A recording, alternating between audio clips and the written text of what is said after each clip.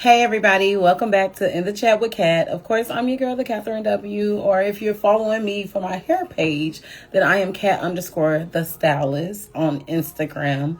But make sure you definitely subscribe so we can start going live. We cannot go live until we have 1,000 followers. I was not prepared for that because this is my first time on YouTube. But we up in here. So with that being said, make sure you subscribe and make sure you get a friend to subscribe so we can start going live and actually have some true, real engagement because you just hopped in the group chat. All right. And today we're going to be talking about something that I feel keeps coming up, but it's really just one of those things where I don't even know what the word is, right? Because people will say, we're going to do this. We're going to cancel this person. We're not listening to this person. We're not buying their music. We're not supporting them. And then you still see people supporting them. So it's one of those things where I don't even really know where I stand when it comes to cancel culture, right? So I already know this is going to make some people feel some type of way and get really, really uncomfortable. But that's exactly what we need to talk about, the things that are uncomfortable. Because, we were supposed to be counseling R. Kelly. Myself included, I'm not going to lie. If I hear it, hey, I'm dancing, I'm bobbing, I'm jamming. I ain't going to hold you. But at the end of the day, it's his crime definitely fits the time, especially being that he was caught so later on in life. This man was able to just continuously repeat the cycle, which I think goes into that space of, is this how we counsel people? We counsel those that have no conviction for the things that they do or have said. And they're just oh, well, I don't care. Or is that real? And should we support them because they're being their real authentic self? So that's a really, really thing to me. That's a really big thing to me. It's I feel like we should have, because to me, cancel culture goes against free speech to a degree, right? Because when is free speech not free speech? So that's a question, y'all. So we are in the chat. So definitely want to see you guys and engage with you guys and make sure that we're on the same page in this group chat. But while we're waiting on people to just join us, what we're going to talk about is this hantavirus. The irony that we're experiencing another virus that could have been prevented had they not let people off the ship and quarantined them and then ran tests on them and possibly given them some type of vaccine before allowing them to return to their homes. Now, for those that do not know, I am currently in Atlanta, Georgia. And from my knowledge of what I've read, 2 of the 8 people that contacted the hantavirus on this cruise ship or whatever ship in the Atlantic came their butts back to Atlanta. Now, how does that make sense? Why would y'all come back to Atlanta? We already got a lot going on, baby. We already have so much going on between 285 being closed this weekend to so many other things of just being packed and I guess overcrowded because people like me want to move here. We is busy. We don't have time to add nothing else to our agenda. We have no time to add anything else to the schedule, the itinerary. Baby, Atlanta, we is busy, busy, busy, busy. Okay. And then it's about to be the summertime. So we definitely don't got time for no virus. Do y'all understand that? And the irony in this virus, for me, is that literally we had coronavirus under Trump's administration. So how about, hey Sluma, hey baby, happy Mother's Day. Oh yeah, ladies, enjoy your Mother's Day. I hope you guys did. I made sure to send my mama some little ching. My last little ching. So she better appreciate it, child. Anywho, I hope ladies are enjoying their Mother's Day. What's up? This is one of my students. Hey. Look, but anywho, back to this hantavirus. Everybody needs to make sure they are taking the proper precautions because it's saying that it gives flu-like symptoms, which is interesting because hantavirus, from what I've read again, was something that you can only contract from rodents, which are like rats. So, which makes me nervous because, baby, when I'm on a cruise, I'll be eating down, y'all. And my thing is, are they... First, I'm confused as to how rats are on the cruise ship. And then I'm confused as to how rats' feces or urine is in any capacity of the passengers on a cruise ship to where they're contracting hantavirus. And then my next thing is, why the hell would you let these 8 people go home? Like, have we not learned?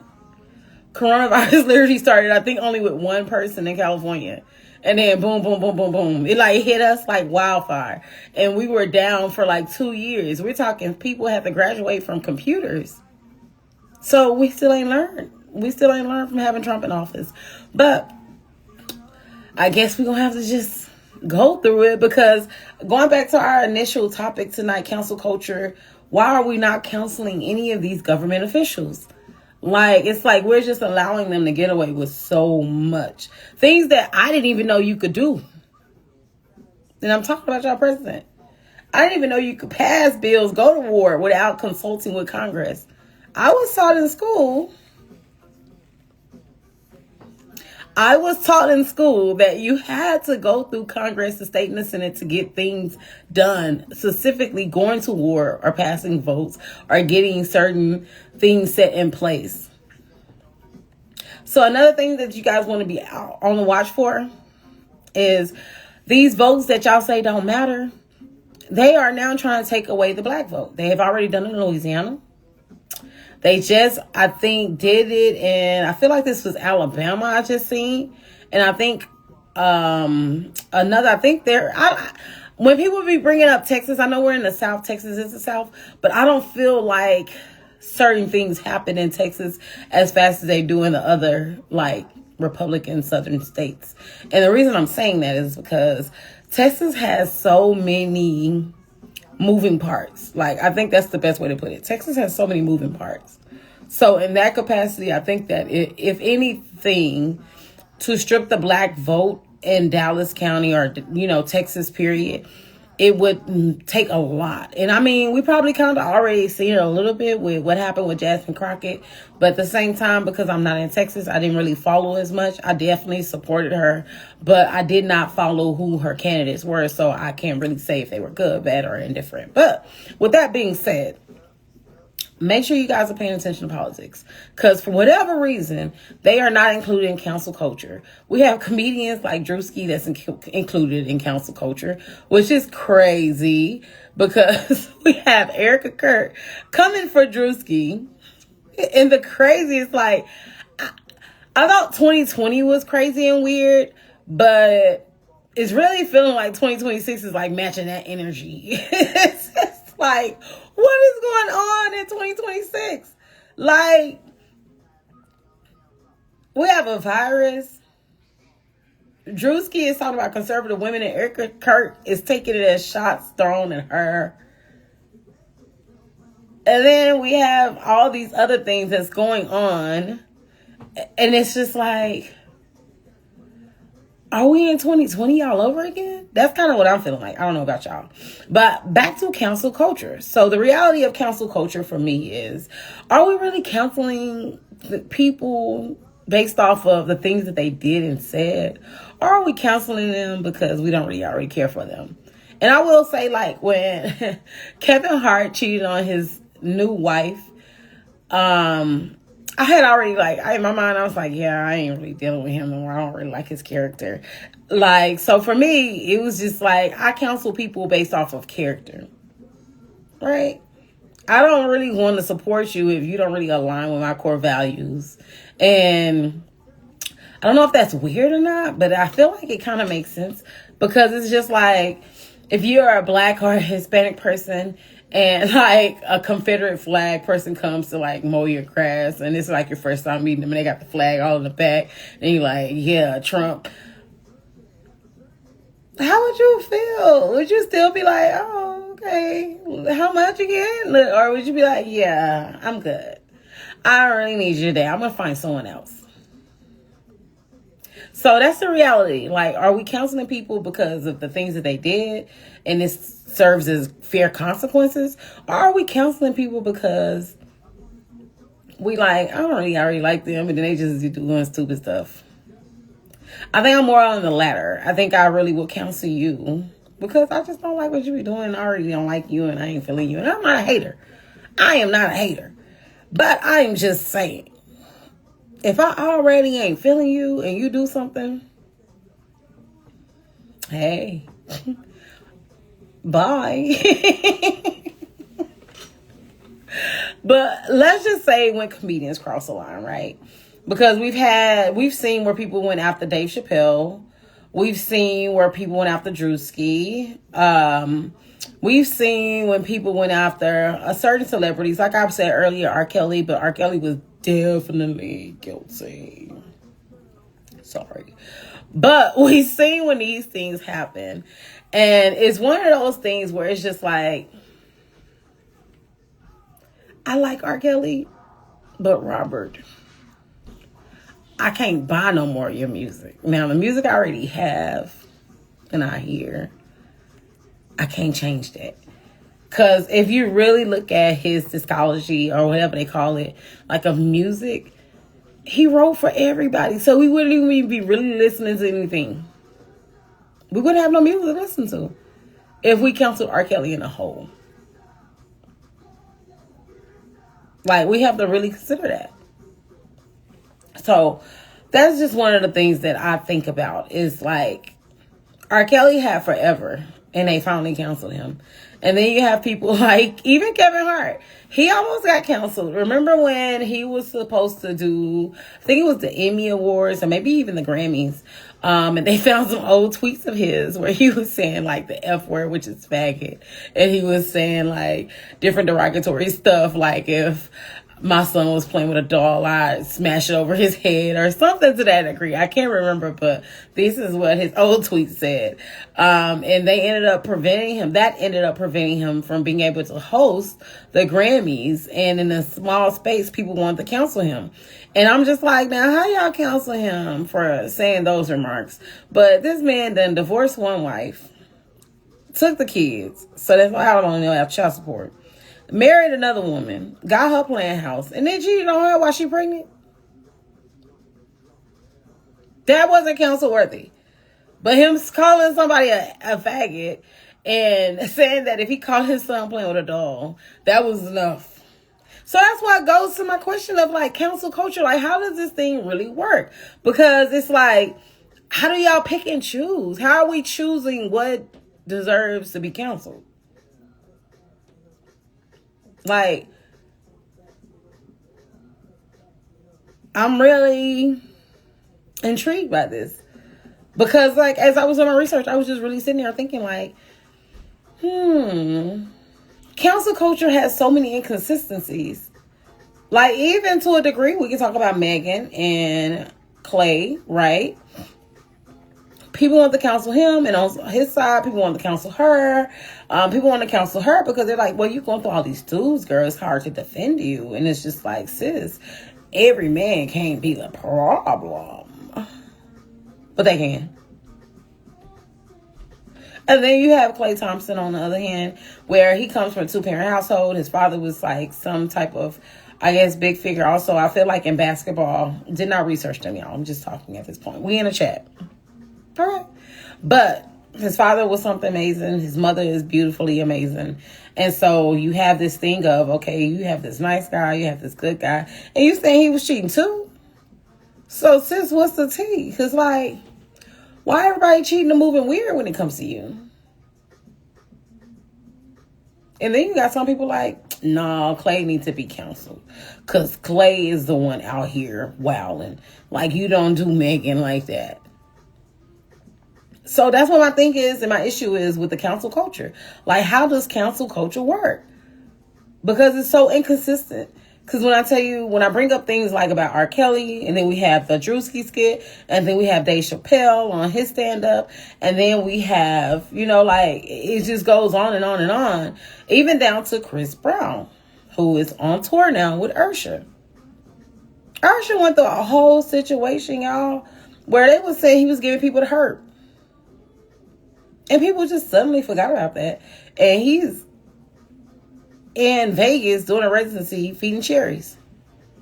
Now I'm going on tour with Chris Brown, who cancel culture has tried to cancel him several times for the same thing. And I think that's what the issue is for the Rihanna situation. And so you have cancel culture trying to cancel him for the Rihanna situation. I feel like it's been 30 years. Because I feel like the Rihanna situation happened probably like when I was coming right out of high school. And so it's just like, Jesus. If you're going to cancel him, just cancel him. But just be quiet about it. Because when I tell you guys, I definitely was one of those people that was like a diehard Chris Brown fan.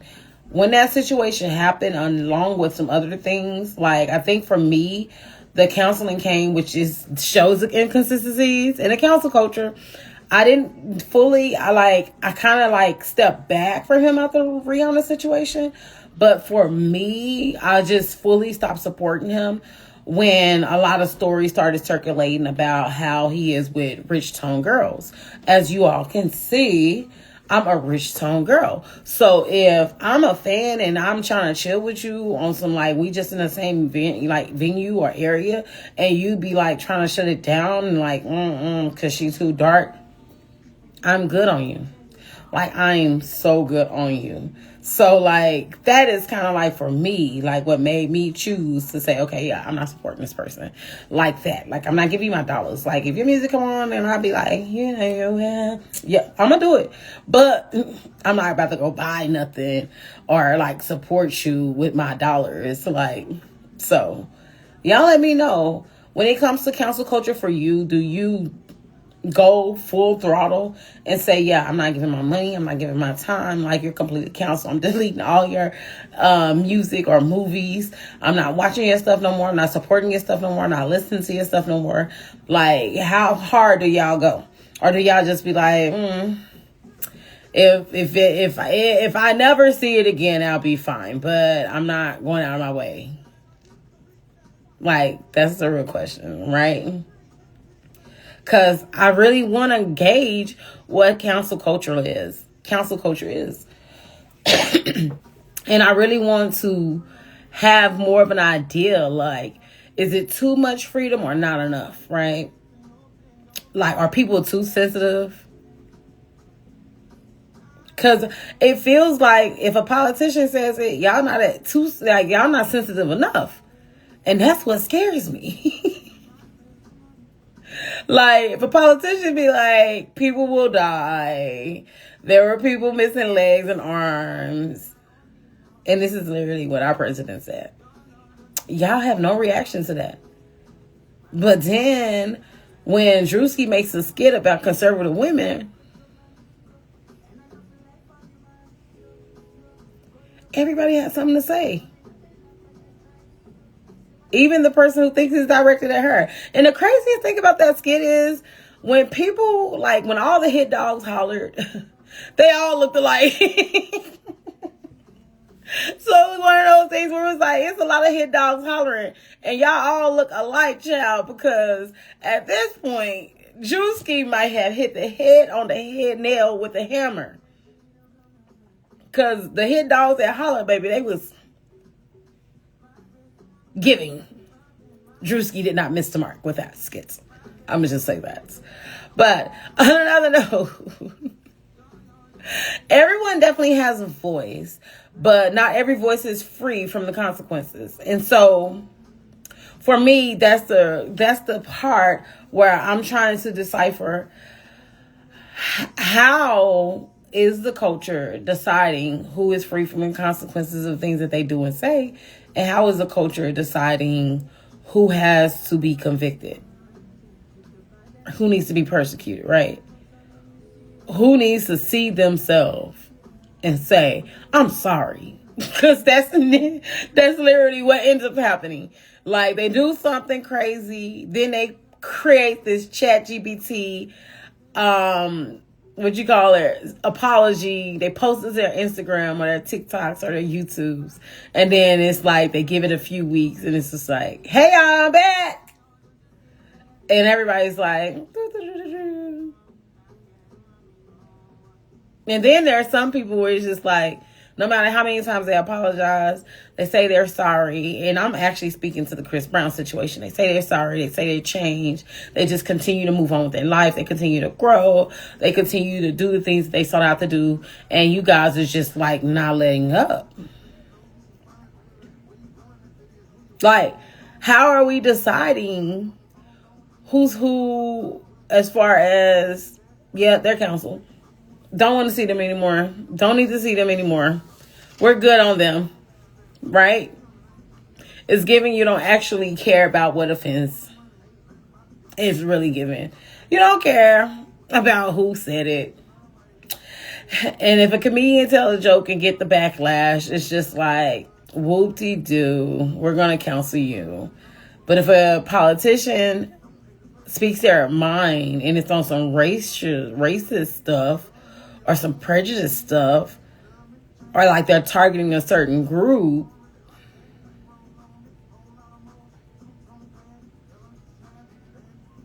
nothing gets said. Nobody bats an eye.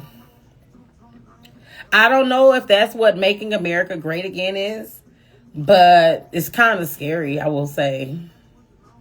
It's really scary that certain people are held to a higher regard when it comes to like respecting people or things than others. And like, I don't want to go there, but it really seems like the trend is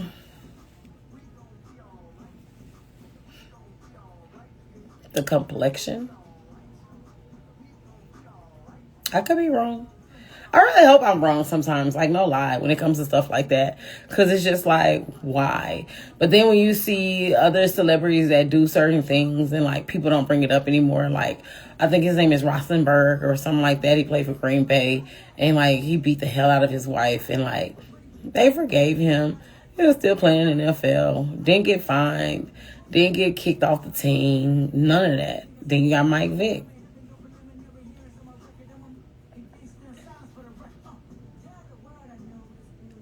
And who's responsible for cancel culture? Like, is there a demographic to this thing? Or is this just like a group of people that's just, they have enough followers or influence to where they can say, we're going to cancel them. And we're seeing it so much now. Because like we're seeing people go into establishments, act a dog ass, and then turn around and start recording and be like, look at this. I'm at Navy Federal. They're doing this to me. And people are like, oh my God, I can't believe that. Oh my God, they're so wrong. I'm not shopping there anymore. One incident. So it's definitely kind of given that we're too sensitive now. And I'm saying it as an 80s baby. Like, too sensitive. Too sensitive. Too offended, easily.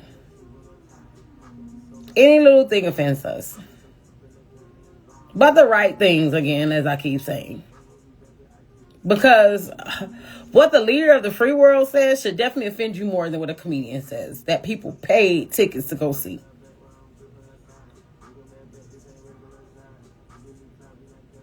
Like, I need everybody to sit with themselves. Because this is, like, madly disturbing. Like, y'all really don't be caring about this stuff. Y'all just will try to cancel anybody. And I'm like, nobody is canceled. Y'all just unfollow. Right? And what y'all unfollow gonna do? They have other platforms. They have other streams of income. They're relying on Instagram, then they in trouble for real. If they're relying on TikTok or YouTube, they're in trouble. But that's the real tea. Like,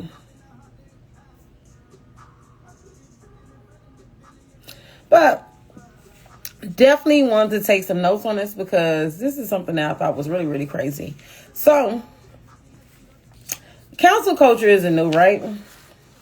Cancel culture isn't new at all. Cancel culture actually started, and I'm trying to find my notes. I think this is, nope, that's not it.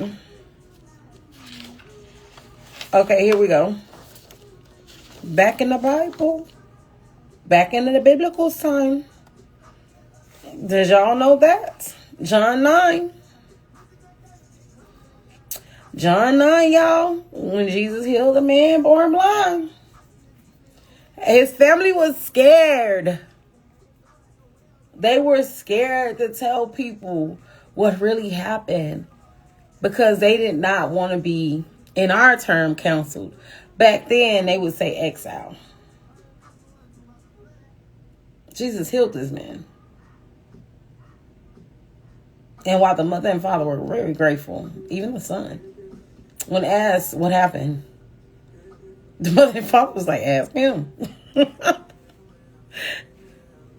him what happened. Like, hey, I'm just saying, ask him. He the one that received the miracle. But no one wanted to say what happened.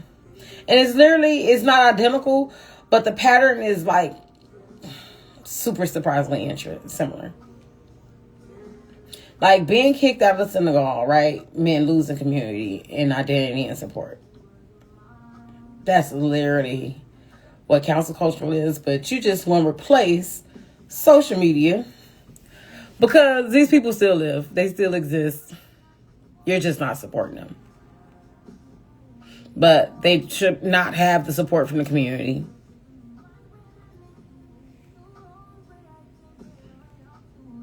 And like I was saying too, y'all take it really, really far when y'all start bothering people at work. So some people lose their jobs because they said or did the wrong thing and somebody was recording.